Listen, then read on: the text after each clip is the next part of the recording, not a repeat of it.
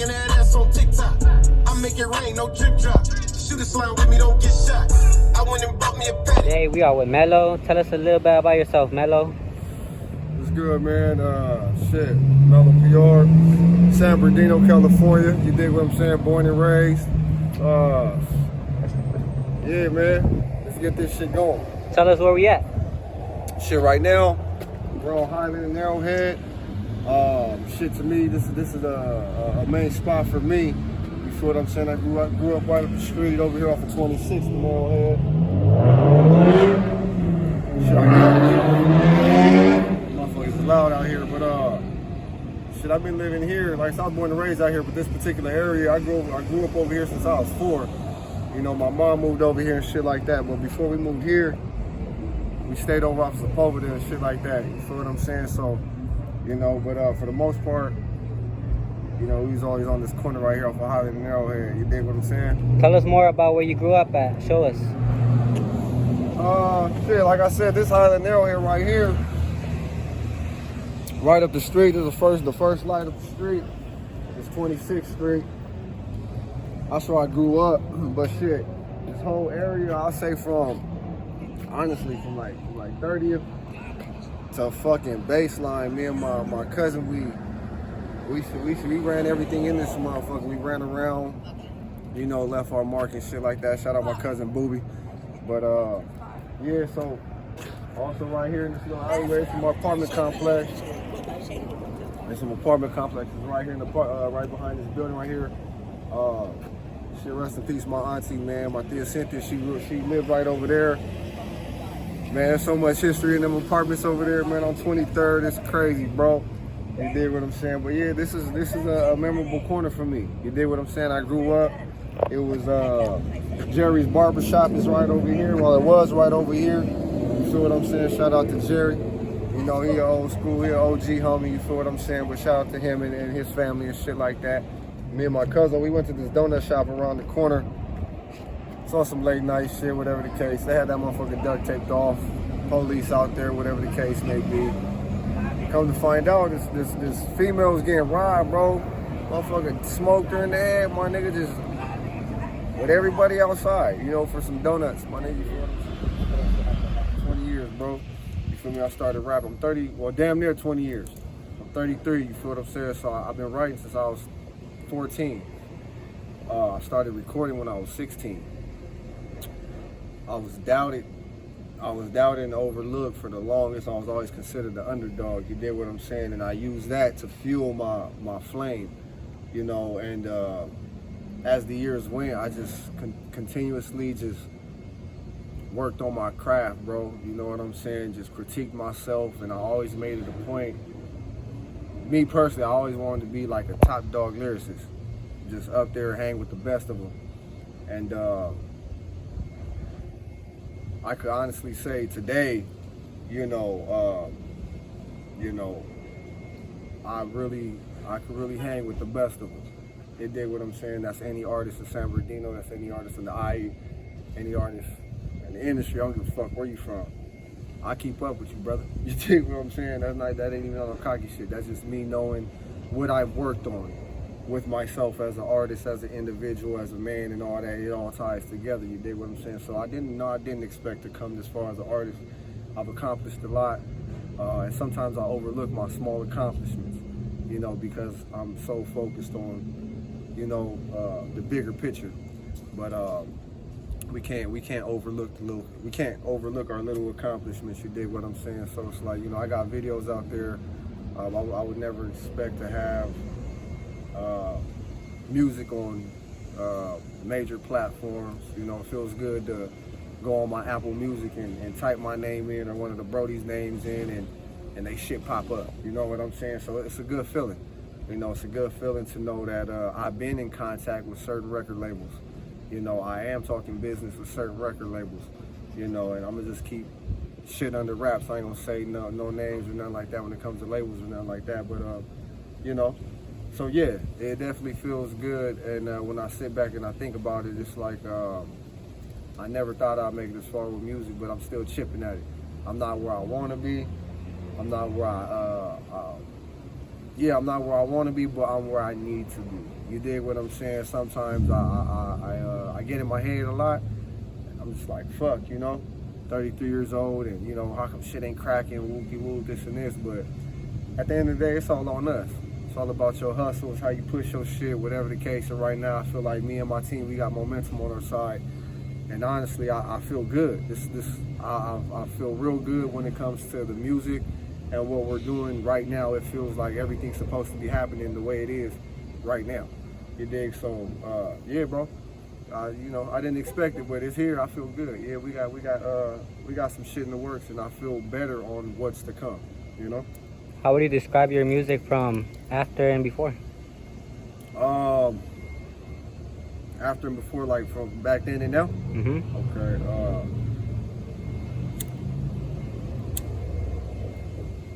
A lot. Back then, it was more so, I was rapping to be rapping. I really didn't have. Try to distract this. Yeah, I'll hit that. Back then I would rap.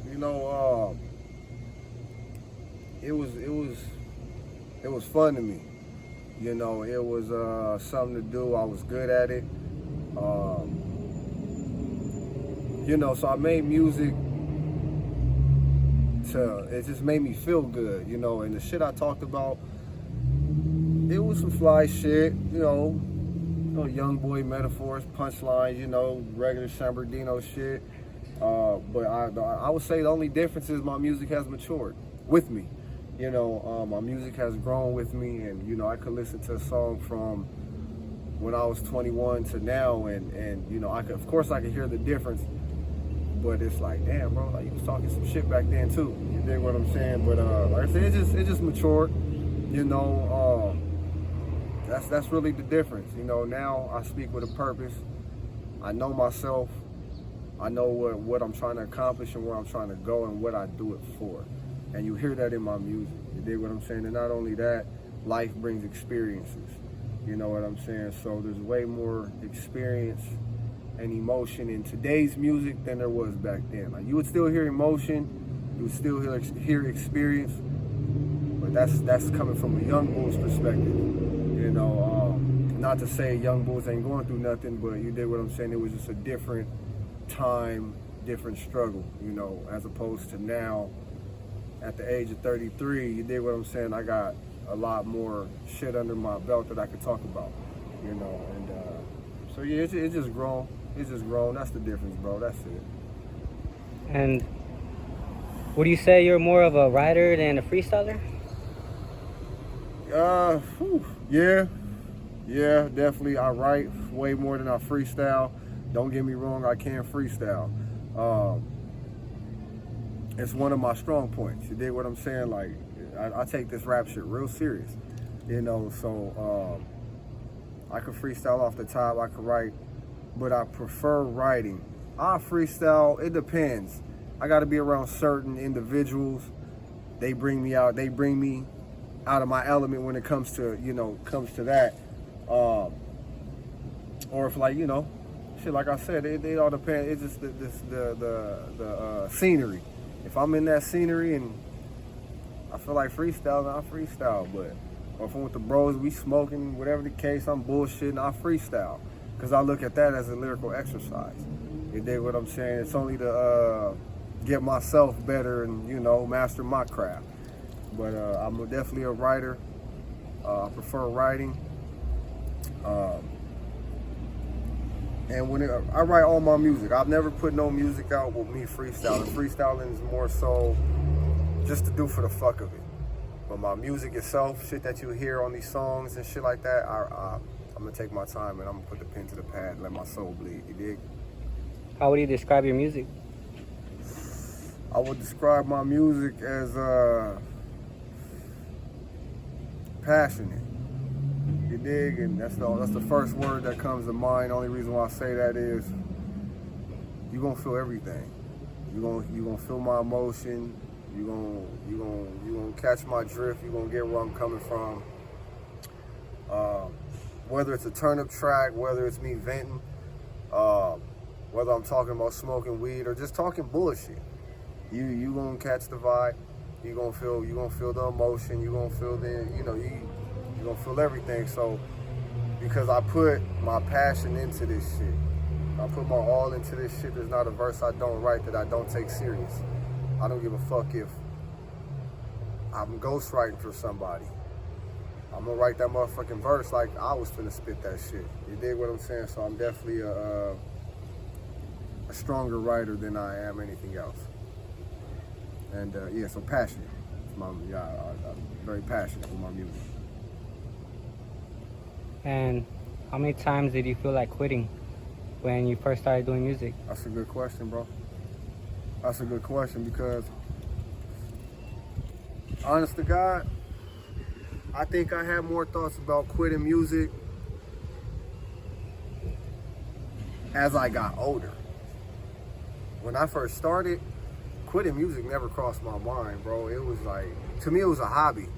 You know, it was just something I was good at. It was something I did, whatever the case. Now I take this shit serious. So it's like,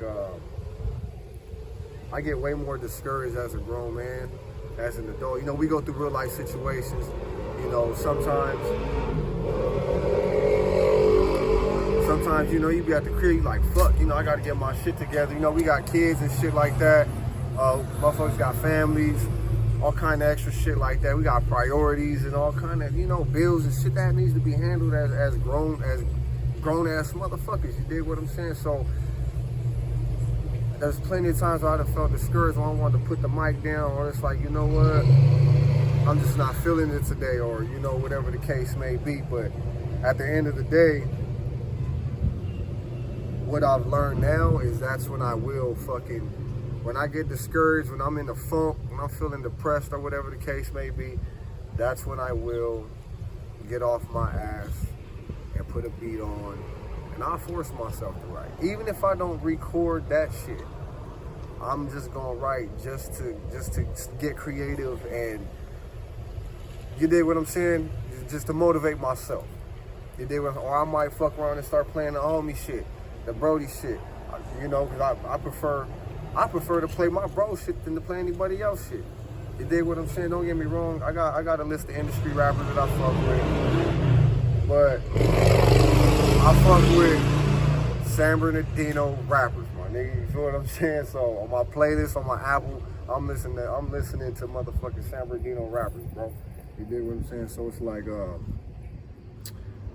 yeah, you know, I'll throw on one of the bro shit. I hear them do their shit, and it's motivation. Like I said, to see your own music on Apple, or to see the bro shit on Apple, bro, that's motivation. You know, or there's been times where I've been in the funk where one of the bros will call me early in the morning. They got a new verse or a new track they didn't roll or something, and they rap that shit. And, you know, I'm a fan. I'm just a fan of hip hop in general. So you know, I listen as a fan. I don't listen as anything else.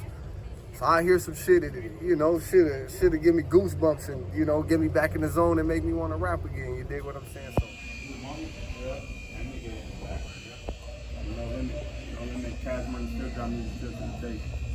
Yeah. No matter Master P is for lunch and shit. Yeah, lunch, after school, we be right here at Pizza King. A lot of people that be here after school. Those motherfuckers be packed out. Every day they had a little, it ain't there no more, but they had a little candy store right there too. Yeah, right there next to the driving school used to be one. The candy store, the Pizza King be popping.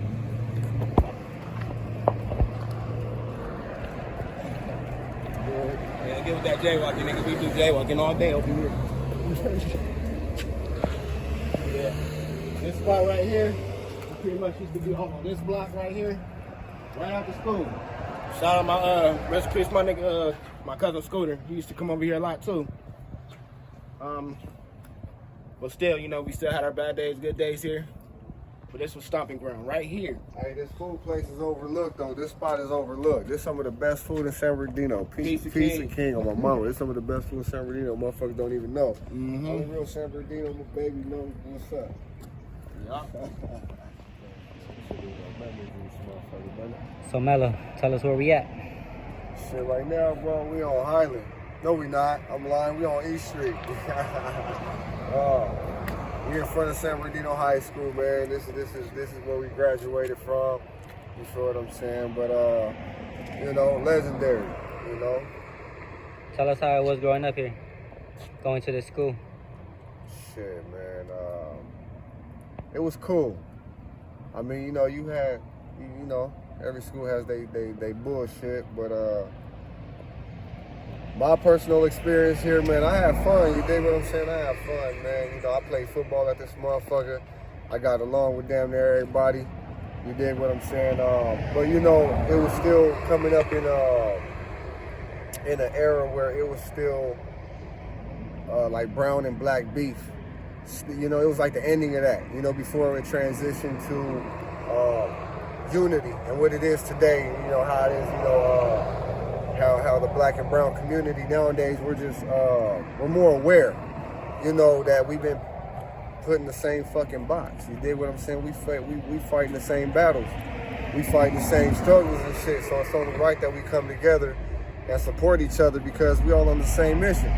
You dig what I'm saying? Like, you know, so, but like I said, my time here, it was still that ending of, like brown and black beef, so we would still get a little bit of that. We dealt with a couple of riots every here and again where, you know, the Mexicans and blacks and shit like that, you know. Me personally, I just try to stay out of that type of shit because I am mixed. You dig what I'm saying? I'm Mexican and black, you know. But like I said, I'm not the one to, I'm not going to switch, I'm not going to choose up sides. You feel what I'm saying? I take pride in both. You know, it's tatted on my hands. I got brown pride and black love on my hands. You dig what I'm saying? Like, I'm not finna choose one or the other. You know, you disrespect my brown side, I'm gonna flex on you. You disrespect my black side, I'm gonna flex on you. So I just try to stay out that type of bullshit coming up here, man. You know what I'm saying? So unless that shit found me personally, you know, if I try to stay out of it and, you know, somebody found, you know, wanted some funk or whatever the case, then whatever the case. But when you was going to school here, were you doing music or no? Yeah, I started doing music here. I was already writing. Shout out my boy Styles, man. He ain't here with us right now. He's supposed to be here with us, but you know, shout out to bro. We started writing together here my freshman year. You dig what I'm saying? And we would write hella verses and shit like that. You know, we would, you know, just passing periods, we would compare verses. Lunchtime and shit, after school, whatever, kick it, smoke a blunt, whatever. Compare our verses and shit like that. You know, but I was already writing. Once I got here, I was already writing. My uncle had started me off on music probably like that same year or the year prior. You know, shout out my Uncle Michael, you know, Gangsta Twitch, you dig what I'm saying? You feel me? He the one who got me started with this rap shit, you dig what I'm saying? So he really showed me like the ins and outs of this motherfucker. You know, but once I got here, like I said, I was already writing and shit like that. I started recording at 16. I had did this one song, one of my first songs, very first songs, bro. The hook was catchy.